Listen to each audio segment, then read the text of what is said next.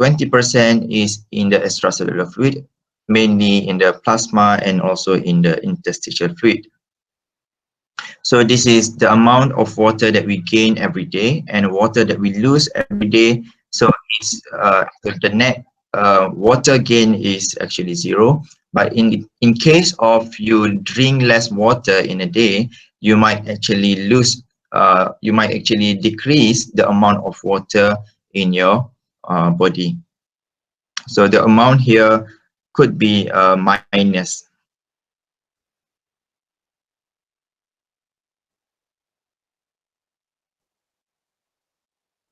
So this is the amount of electrolytes in your body. Sodium is lower in the intracellular compared to extracellular. So you can see 10 millimole per liter intracellular and then 140 in plasma and 145 in the interstitial. Then potassium is higher in the intracellular, and then chloride is higher in the extracellular, and then bicarbonate is lower in the intracellular, and calcium is higher in the extracellular fluid. So urinary systems, urinary system organs, there are kidneys. We have two kidneys, two ureters, coming from the two kidneys and going into one urinary bladder, and the last one is urethra. So you can see here we have two kidneys.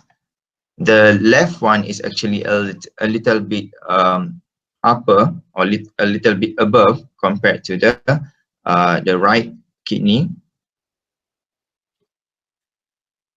Kidneys and the surrounding structures and the functions. There are a few functions of kidneys. The first one is control blood volume and composition. The kidney functions to secrete erythropoietin. This is a hormone whereby when the body detects that we have low capacity of carrying oxygen in the blood, then it will induce or it will stimulate the kidneys to produce erythropoietin, which will go to the bone marrow and will stimulate the production of red blood cells. And the main action of kidney is to filter the blood plasma and eliminate the waste. It can also regulate fluid osmolarity by regulating the amount of electrolytes in the blood. And then it can also regulate blood volume, pressure through the RAA system, renin angiotensin aldosterone system. And then it can regulate the partial pressure of carbon dioxide, acid-base balance, synthesize calcitriol, detoxify free radicals, drugs, and gluconeogenesis. So all these functions we are going, well, not all, but some of these functions we are going to go into detail as we move to part 2 and part 3. So the excretion that happens in our body through 4 systems: the respiratory system that excretes the carbon dioxide and water, integumentary system or skin excretes water, salt, lactic acid, and urea. Digestive system, it excretes the water, salt, carbon dioxide, and so on. And the urinary system excretes metabolic waste, toxins, drugs, hormones, salts, proton, and water. So the main function of kidney is for the excretion, especially when you consume something that is foreign to our body. For example, drugs. So when you consume drugs, medicine drugs. So when you consume drugs, then go into the body, and of course, the drug is not common or is not natural in our body. It's something foreign that our body does not recognize. So that's why the body will try to excrete those things by excretion. So before it is excreted in through the urinary system, it will go first undergo the through the urinary system. So urinary system is the main system that excretes foreign matters in our body. So the anatomy of kidney. Kidneys are protected by three connective tissue layers: the renal fascia, which is the proximal to the kidney. It attaches or anchors the abdominal wall and surrounding structures. And then adipose capsule, the fat layer that cushions the kidney. And renal capsule is the fibrous sac, helps maintain shape and protects from trauma and infection. So you can see here, so this is the kidney. This is the kidney. And this is the renal capsule. And then the adipose capsule and renal fascia. So this renal capsule, it maintains the shape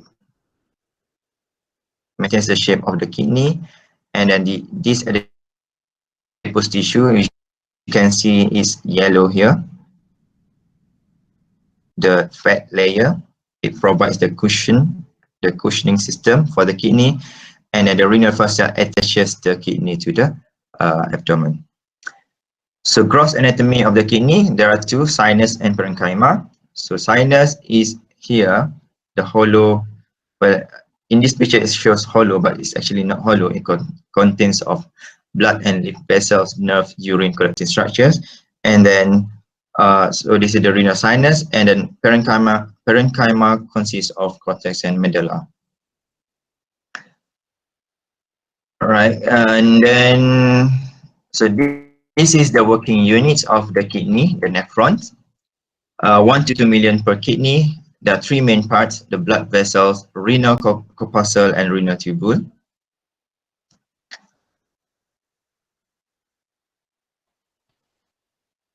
So this is the blood vessels coming from the aorta, and then this is the renal corpuscle, also known as glomerulus, and these are the renal tubule. All right, so this is the path of the blood that comes into, or that goes into the kidney through the afferent arteriole, then it goes into the glomerulus or renal corpuscle, and then it goes out through the afferent arteriole, and then the filtrate that is filtered through the Bowman capsule will undergo reabsorption into the peritubular capillaries, and there will be also secretion from the peritubular capillaries, and lastly there will be urine formed.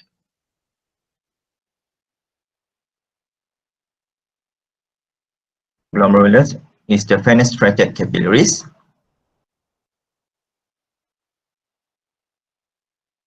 Renal corpuscle, glomerulus plus capsule. So glomerulus is the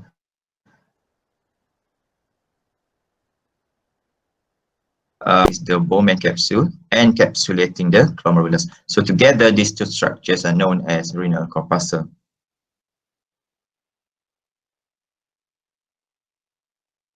So here, in this glomerulus, because the endothelial cells that line the glomerulus is very, very thin, it's just one cell thick. So many matters or many ingredients in the blood will actually be filtered through the glomerulus, depending on the size of the matters itself. If the size is big, then it cannot go through the fenestration in the glomerulus. So when it is filtered through the glomerulus, then it will enter the Bowman capsule and subsequently will go into the tubule.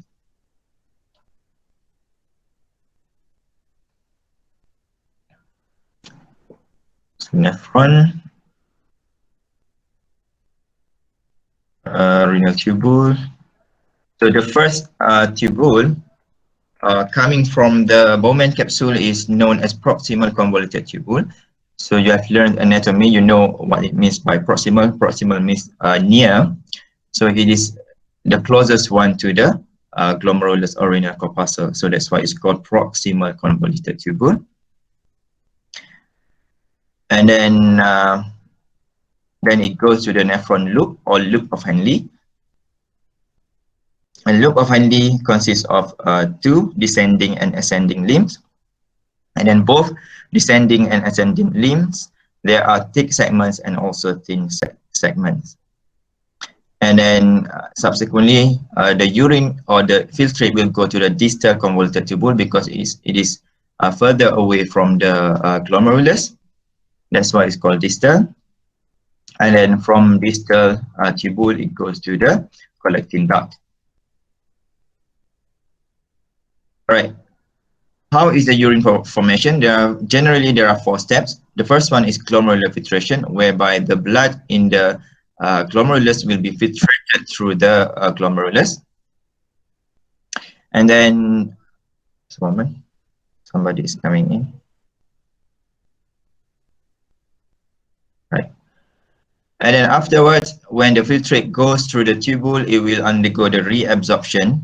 So you have to remember these two terms, tubular reabsorption and secretion. Reabsorption means that the water will be reabsorbed into the peritubular capillaries, into the blood vessels again.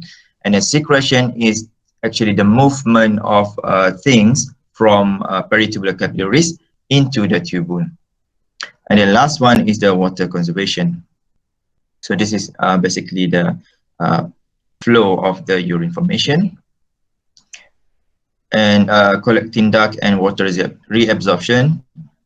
So as it goes along the collecting duct, then the concentration of our urine will be more concentrated. Okay, we will learn about this further, I think, in the second part or third part. And the urine storage, once the urine is formed, then it will go into the urinary bladder through the 2 ureters from right and left kidneys. So the movement of urine in the ureter is via peristalsis.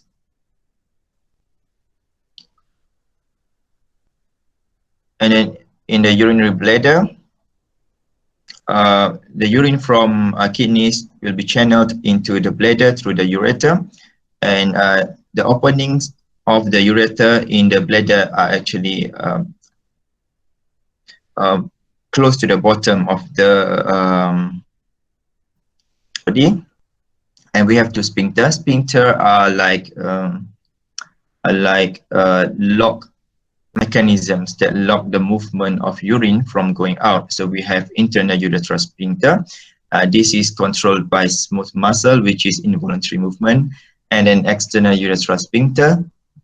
This is controlled by skeletal muscle, which can be controlled by us. So urethra is shorter in females compared to male.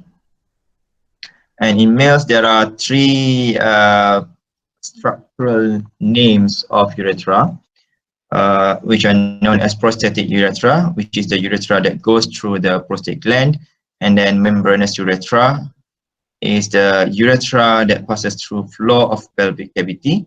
And the last one is penile urethra, is the urethra that goes through the penis. And urination, distension initiates desire to void. Internal sphincter relaxes involuntarily, and the external sphincter voluntarily relaxes. That's all. For recap. Right. So before I go further, I would like you to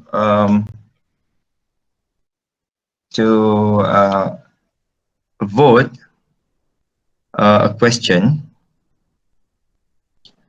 If you go to Slido again, how to go to Slido? Okay. All right. I'm sending the Slido. Just a moment.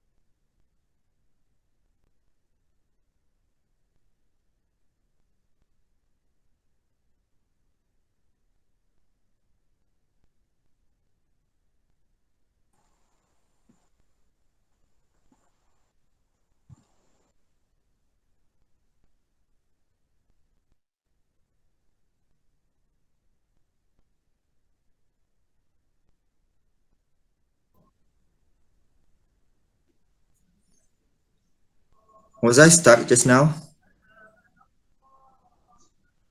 Terkeluar. Dah keluar ya? Ha. When was the last time you saw me? Masa doktor cakap doktor nak buka Slido. Oh, okay. Oh, tak banyak lah. Okay. Kejap ya.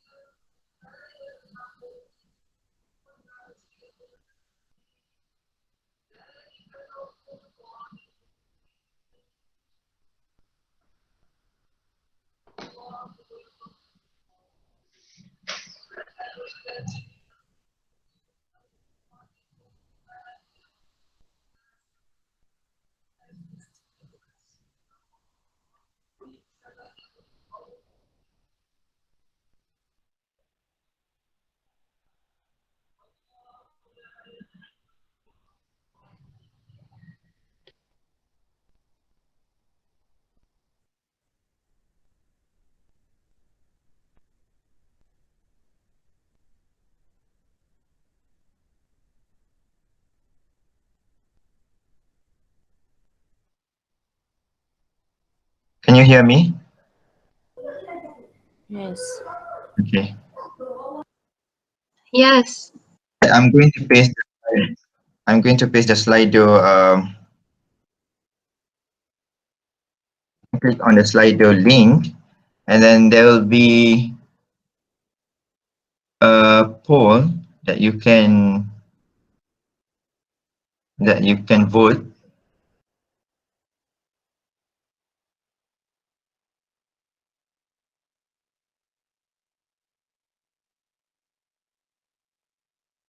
So if you could please vote.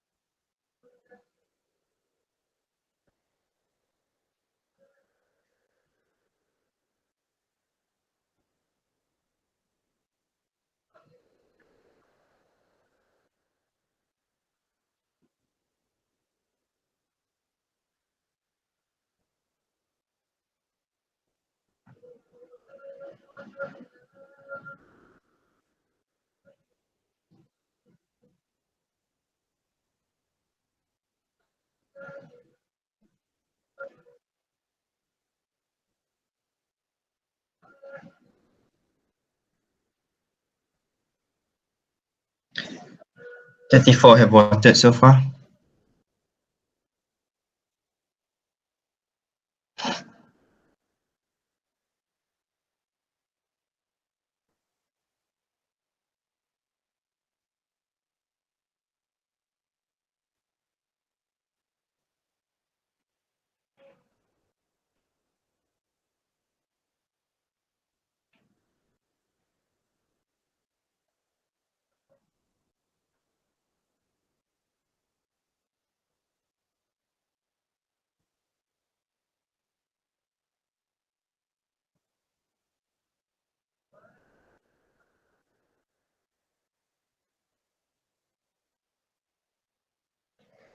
Okay, 38 voted so far. I'm just going to give you the results.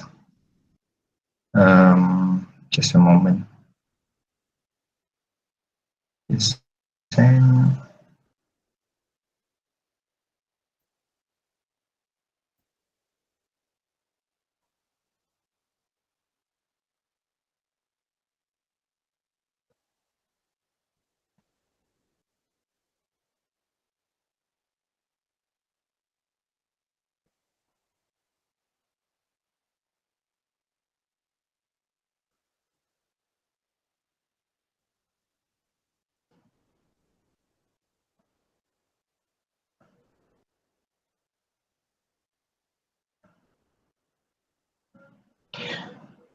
Okay, do you see the screen? Yes. All right, so 40 students have actually voted for this poll, and it for yes, how is it calculated? I think 40%, 41% voted 80%. They under 40% of you voted that they understood 80% of the topic, and then 26% voted they understand 70%, and then 17% voted 90%. 14% voted 60%, and then 10% voted 50%, and then 2% voted 100%. So I can see that quite a few actually voted 50, 60%. Perhaps if you don't have enough if you feel that you don't understand enough, then please feel free to WhatsApp me if you have any questions to ask, or you can post in the Slido. But if you have, if you post questions on the Slido after the class, you need to alert me because I don't check the Slido often. So if you post any questions, please let me know. And if you want to WhatsApp me for questions, I'm totally fine with that. You have my phone number on the teaching plan. All right, and I suggest if you don't get enough understanding, you can also revisit the videos that I have prepared in the asynchronous session. Before that, I forgot to record the session.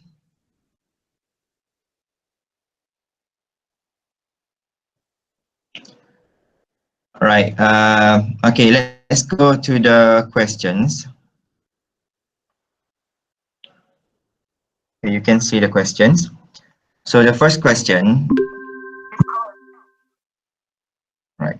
So the first question, what is the function of podocyte at the epithelium of glomerulus? Okay, so actually I've prepared this question for you to answer during this synchronization, but anyway, you already asked me the question, so I'm going to answer the question for you. So the function of podocyte, I'm going to share you a website to give you a general overview.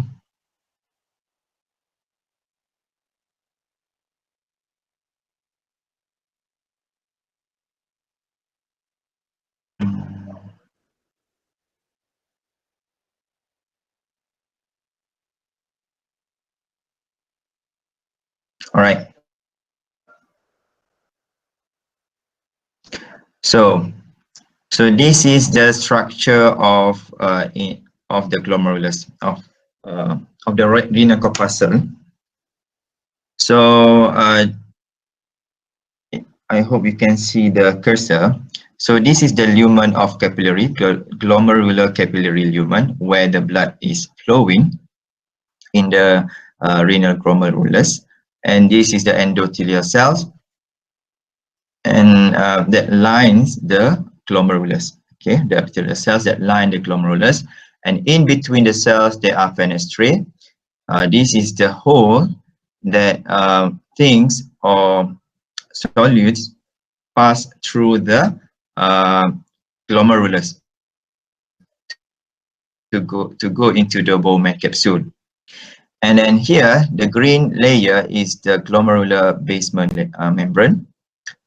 And then um, this is the Bowman capsule. This is the Bowman capsule, and this is the lining, the inner lining of the Bowman capsule, and this is the outer lining. And you can see the podocyte reside in the internal layer of the Bowman capsule. So the podocyte is actually one of the components that create the glomerular filtration barrier, we call GFB. So there are three layers of the capillary wall: the glomerular endothelial cells, this the red one, and then the green one, the glomerular basement membrane, and then the last one is podocyte. So these three layers together act as the glomerular filtration barrier. So the GFB actually act as the barrier whereby it only allows certain solutes or certain metals to pass through the glomerulus, because not all can pass through. For example, especially proteins. So proteins are actually big, so they should not cross the glomerulus to go into the urine because they are big, and that's why we have the glomerular filtration barrier to disallow big molecules to pass through into the urine. So that's the function of podocyte. It is one of the components of the glomerular filtration barrier. All right, let's go to the second question.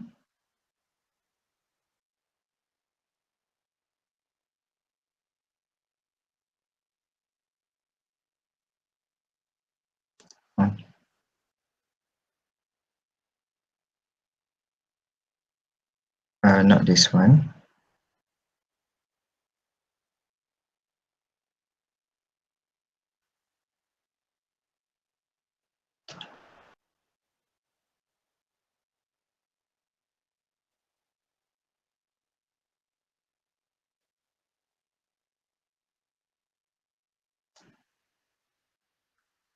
Okay. The second question is, how do kidney stone form? So kidney stone can form in the kidneys, and it can also form in the urinary bladder. So the formation of kidney stone is actually a result of deposit of minerals such as calcium, oxalate, sodium. So if there is high amount of calcium, then it will be concentrated in the kidney or also in the urinary bladder. And there are a few risk factors or reasons why this happens. Mainly, it is something related to the diet. If you eat too much protein, then there'll be a possibility that you can develop kidney stone, because you have so much minerals coming into your kidneys and also in your urinary bladder.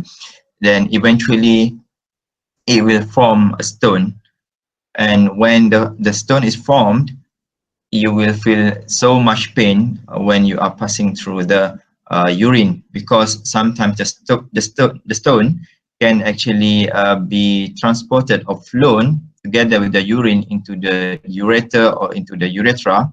So when it goes into those long tubes, then it will cause a very much pain, because the tubes are very small, and then you have stone with sharp edges, and that's why you feel the pain.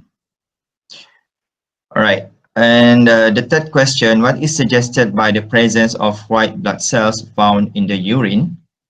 So there are a few reasons that causes the presence of white blood cells in the urine. Normally, there will be no red blood cells. There will be no white blood cells in the urine unless there is a medical condition that causes this situation. So one of the reasons is that when you have a urinary tract infection, then you would have white blood cells in your urine because the white blood cells are trying to combat the infection in the urinary tract. And also when you have injuries, when you have inflammation, can also go to that side to actually repair the injury. And then the last question is, how can glucose be a diuretic? All right, so diabetic patients, we relate with diabetic patients. That one of the symptoms of diabetic patient is that they tend to go to the toilet very frequently because they cannot hold their urine. So why is that? Why glucose actually? Why diabetic patients are actually going to the toilet more often compared to normal people?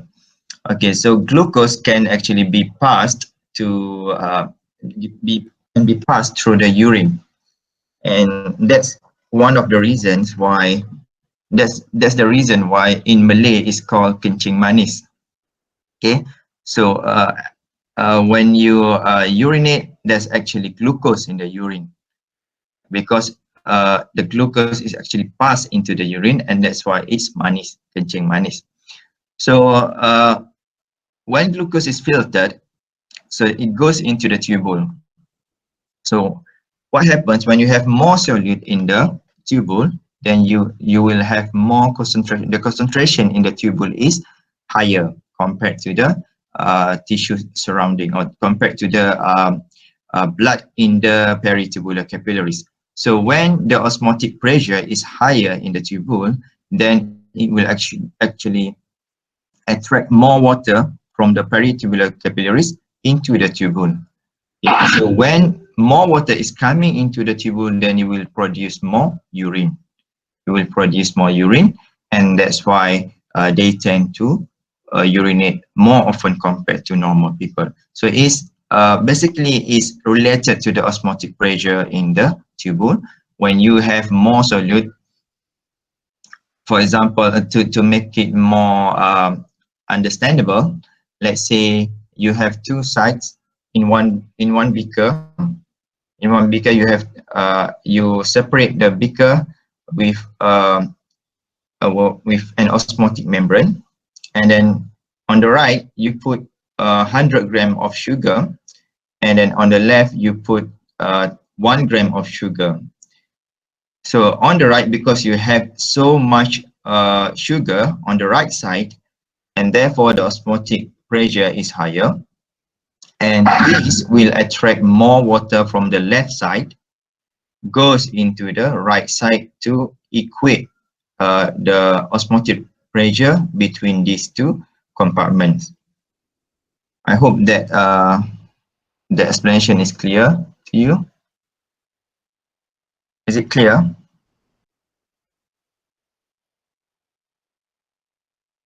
Yes.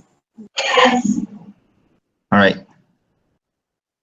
So I'm going to pose one more question.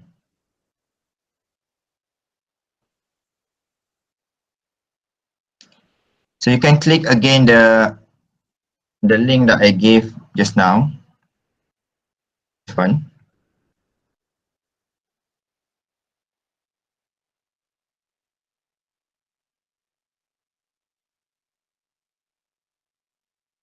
And then please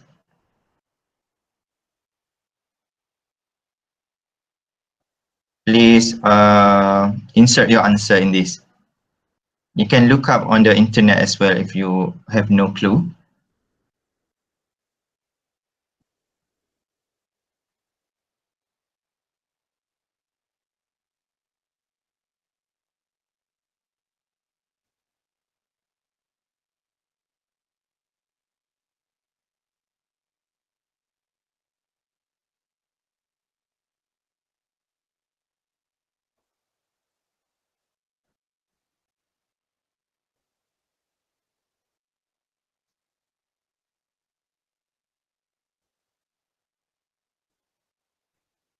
I give you 4 minutes to answer.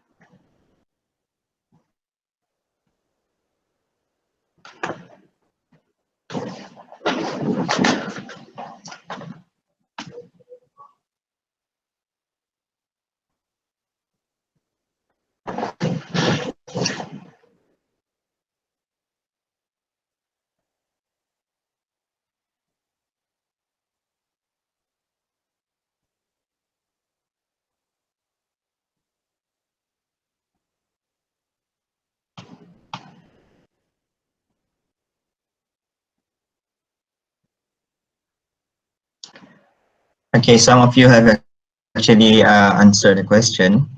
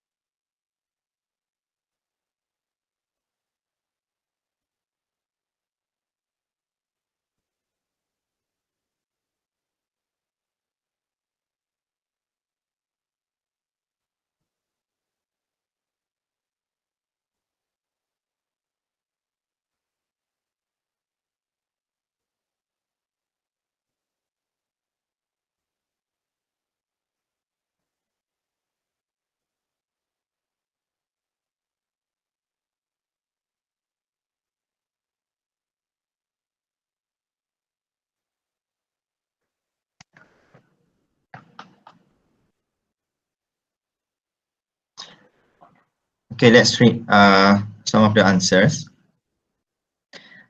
So what do you think is happening in the context of urinary system when you hold your wee? So the bladder will stretch and weaken. Yes, it will stretch because there's a lot of fluid accumulating in the bladder, and also there will be accumulation in minerals. Yes, so a lot of minerals are accumulated in the bladder, and this is one of the risk factors that can uh, increase the formation of stone, bladder stone. And then holding your urine for too long can weaken the bladder muscles over time. This can lead to problems such as incontinence and not being able to fully empty your bladder. Holding your urine for extremely long periods of time can also cause urinary tract infections due to bacterial buildup. So this is a very good answer, a comprehensive answer. So one that attracts me is it can lead to problems such as incontinence. So incontinence is kencing tak lawas lah in Malay. To further describe in English is that when you urinate, not all urine is passed. Some is left in the bladder, and therefore you will urinate more often than usual because you can empty the bladder. All right, the external sphincter is contracting. Yes, because you want to hold the wee. I believe at this stage, when the bladder is full, the internal sphincter, which is controlled by the smooth muscle, and when smooth muscle, it is an involuntary movement, but the external sphincter is covered by the skeletal muscle, which you can control. So at this stage, when you hold your wee, then the external sphincter is contracting to disallow the movement of urine into the urethra. The bladder, next is bladder expanded until it reaches the capacity. Yes, and so when it reaches the full capacity of the bladder, then it will suppress the opening of the ureter. Then there will be no more urine that can go into the bladder. Then next is weaken the bladder muscle, infect urinary tract due to bacterial buildup. The bladder muscles will be weakened. The bladder muscle will become weak. Weaken the bladder muscles. External urethral sphincter is contracted. The external sphincter contracts. External sphincter is closed. The bladder is distended. Yes. Can weaken urinary bladder muscle and cause infection in urinary tract. Weaken the bladder muscles. People who regularly ignore the urge to pee may feel pain in the bladder or kidneys.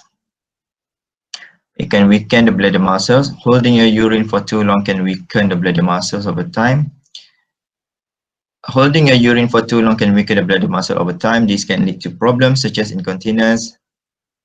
Okay, this is the same answer. It can weaken bladder muscle over time. Increased risk of infection or kidney disease, such as neurogenic bladder, can cause UTI. Bladder muscles can be weakened. More water will be reabsorbed. So once the bladder is full, remember that I mentioned just now, when the bladder is full, then it will close the opening of the ureter, the tubes that flows the urine from the kidneys into the bladder. So when the openings are closed, then the urine will be accumulating in the kidney, and thus there will be more water reabsorbed in the kidney. Contraction of external sphincter muscles, it can weaken the muscles of urinary bladder and lead to problems like incontinence. Cause urinary tract infections. Okay, holding your urine can increase your risk of infection or kidney disease such as enlarged prostate, neurogenic bladder, kidney disorders, and urinary retention.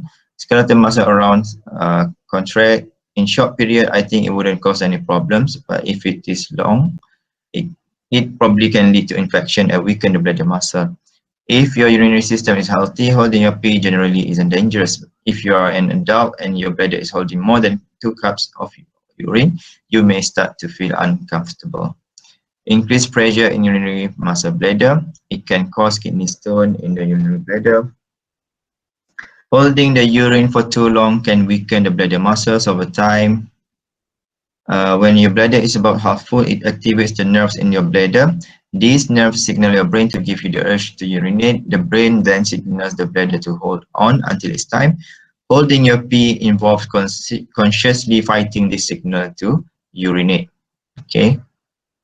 Holding your pee involves consciously fighting this signal to urinate.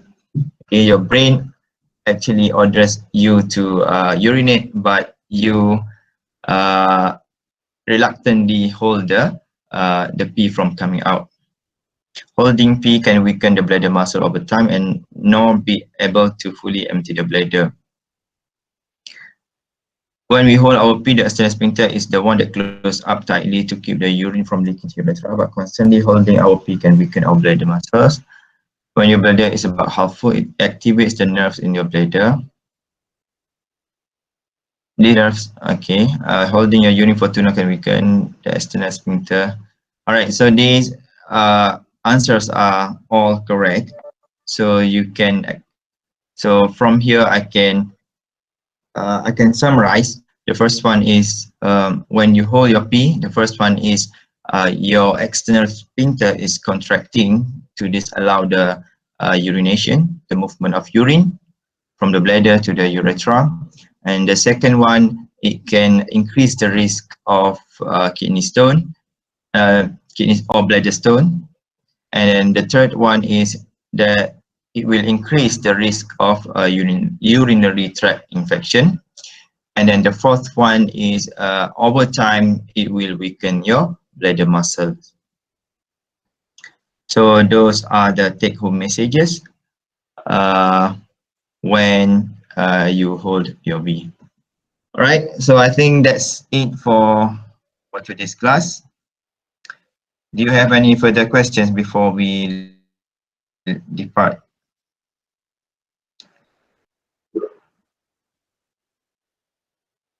Oh, we can join the Kahoot as it already reached the maximum.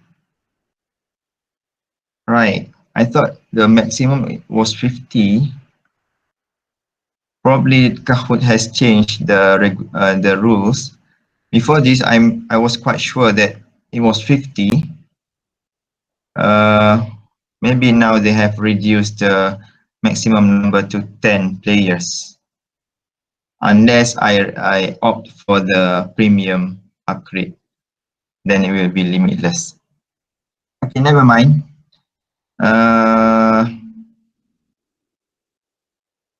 I'll see what I can do. If maybe I can post the questions here or somewhere in the iTalim. All right. So, any more questions?